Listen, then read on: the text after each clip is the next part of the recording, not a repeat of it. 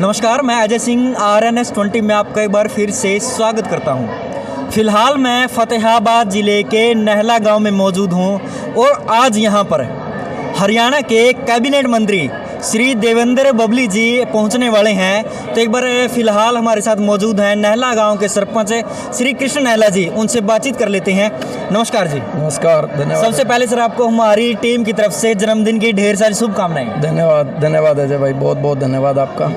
तो सर आज जो पंचायत मंत्री देवेंद्र बबली जी नहला गांव में पहुंचने वाले हैं, आप क्या क्या मांगे उनके सामने रखना चाहते हैं? देखिए, आपको पता है नहला बहुत बड़ा गांव है। समस्याएं, जितना बड़ा गांव होता है समस्याएं उसमें इतनी ज़्यादा होती हैं। जब मैं सरपंच बना था तो बनने के बाद में जब पहली बार देवेंद्र सिंह बबली जी से मिला था, उस टाइम मैंने उनको लगभग 8 डिमांड्स दी थी, जिसमें से सबसे अहम जो मांग थी हमारी फिरनी।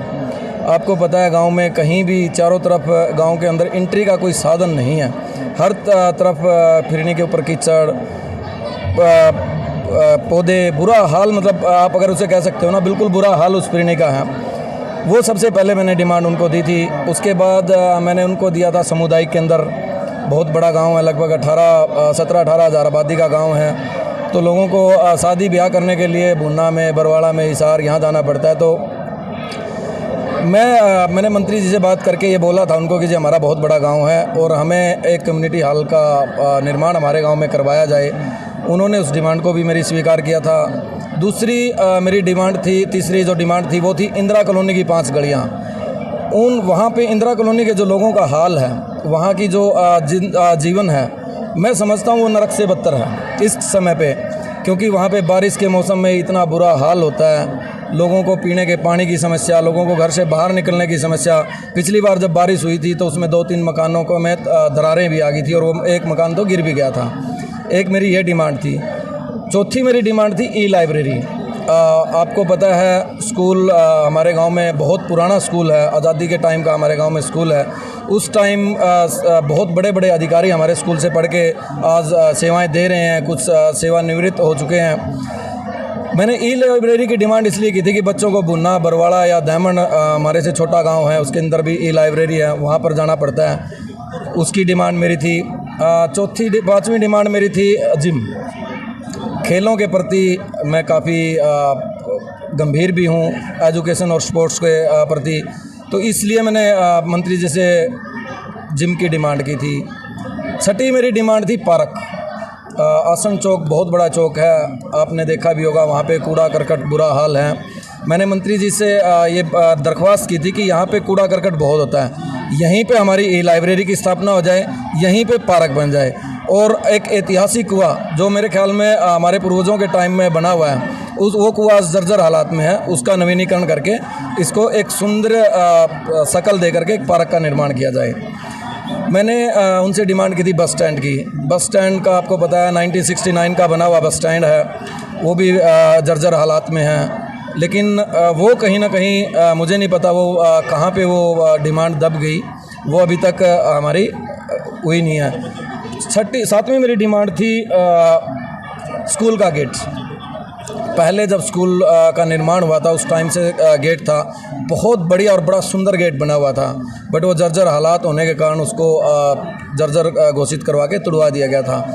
अभी स्कूल का गेट वहाँ पे नामात्र के बराबर है, उसकी मेरी डिमांड थी। और ये दूसरी मेरी डिमांड है जो पता नहीं कहाँ और किन कागज़ों में खो के रह गई। शायद उन्होंने डीओ को भेजी थी, बट डीओ साहब ने उस पर कोई एक्शन नहीं लिया। ऐसे ही बस स्टैंड पे जीएम रोडवेज ने भी कोई एक्शन नहीं लिया। ये 6 डिमांड्स थी जिनमें से मेरी 4 डिमांड्स पूरी हो चुकी हैं। वो लगभग एस्टीमेट तैयार हो चुका है, वो अब फाइनलाइजेशन पे है। उसका टेंडर की आज मैं मंत्री जी से रिक्वेस्ट करूंगा, मंच से मैं उनसे बात भी बोलूँ भी कि ये चीज़ें मेरी तैयार हो चुकी है एस्टीमेट, और इसका टेंडर लगाया जाए। तो सर कहीं ना कहीं जो सरपंचों द्वारा है ई टेंडरिंग के मामले में विरोध किया जा रहा है, और आज नहला गांव में प्रोग्राम, देखिए ये गांव का प्रोग्राम है और किसी भी सरपंच को जब गांव चुनता है तो गांव के विकास के लिए चुनता है। ई टेंडरिंग का मुद्दा अलग है, ये जो मुद्दा है ये अलग है। हमने गांव का विकास कराना है। कल को गांव में अगर हम किसी तरह का प्रोग्राम करते तो हमारी पूरी पुरजोर कोशिश ये रहेगी, चाहे वो पार्टी कोई भी हो, किसी भी कोई भी मंत्री हो, हमारा फ़र्ज़ बनता है हम आएँ, उनका स्वागत करें, उनका सम्मान करें। ई टेंडरिंग अलग मुद्दा है और गांव का विकास एक अलग मुद्दा है। अच्छा, हम आपसे पूछेंगे, आपको क्या लगता है जो ई टेंडरिंग का मामला है, जो मुद्दा है, जो 2 लाख तक की आपकी लिमिट रखी गई है, कितना सही है वो? 2 लाख की तो नहीं, बट 5 लाख की रखी गई है। 5 लाख के ऊपर कंडीशन लगा दी गई कि आप 1 साल में 5 ही काम करवा सकते हो। मेरे को लगता है कहीं ना कहीं वो फैसला गलत है। अगर आपने 5 लाख की ही करनी है तो आप कंडीशन हटा के उसको कीजिए, हमें कोई इतराज़ नहीं है। मेरे ख्याल में मोस्टली सरपंच को कोई एतराज़ नहीं होना चाहिए, ये मेरी निजी राय है। मैं ये एसोसिएशन का या किसी उसका वो नहीं कर रहा, लेकिन ये मेरी निजी राय है। बाकी सोचना सरकार ने है, सरकार जो करेगी रहना तो उसी पे पड़ेगा। तो क्या सर है, इस नीति से पहले गांव का जो विकास था वो नहीं होता था? नहीं होता था, बिल्कुल होता था, क्यों नहीं होता था? क्या आपने इसको लागू करने की जरूरत क्यों पड़ी फिर? वो सरकार ने लागू की है, वो सरकार को देखना है कि आपने किस नीयत के साथ इसको लागू किया है। इसमें मैं अगर कहूँ तो मुझे तो 50 लाख की पावर मिलनी चाहिए भाई, मैं अपने गांव का काम खुले में करवा सकूँ। कहीं ना कहीं ई टेंडरिंग में थोड़ी बहुत दिक्कत है। अगर मैं अपनी बात करूँ तो मैंने एक गली दी थी आज से 2 महीने पहले, अभी तक उसका टेंडर नहीं हुआ है। जब 2 महीने तक वो टेंडर नहीं हुआ है तो कब वो बनेगी? अभी गेहूं का सीज़न आ जाएगा, कैसे वो होगा? कहीं ना कहीं सरकार को अगर आपने टेंडर रखना है, आपने जो लिमिट दी है उसके ऊपर जाके अगर आप टेंडर रखते हैं तो इस टेंडर प्रणाली को भी आसान कीजिए। लोगों को क्या संदेश देना चाहेंगे? देखिए, राजनीति अलग है, ई टेंडरिंग अलग मुद्दा है। आज गांव का और भाईचारे का प्रोग्राम है। मेरा ये मानना है कि हर आदमी को अपनी राजनीति लड़ाई और ई टेंडरिंग की जो लड़ाई है उसको छोड़ करके इस मंच पे आना चाहिए, गांव का विकास करवाना चाहिए। सरपंच अकेला कुछ नहीं कर सकता या पूरी पंचायत अकेली कुछ नहीं कर सकती, विकास पूरा गांव मिलजुल के करवाता है।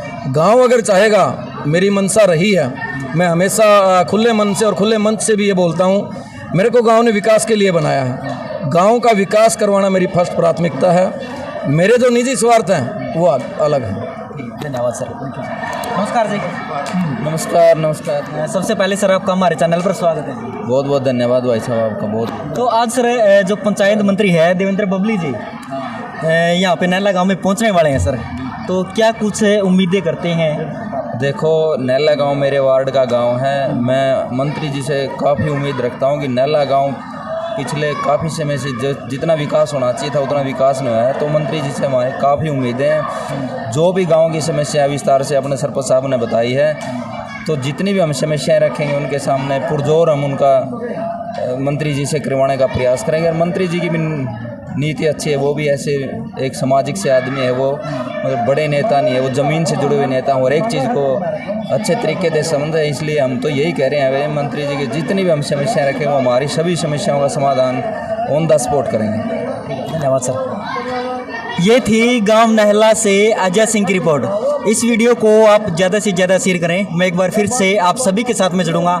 तब तक के लिए जय हिंद, जय भारत।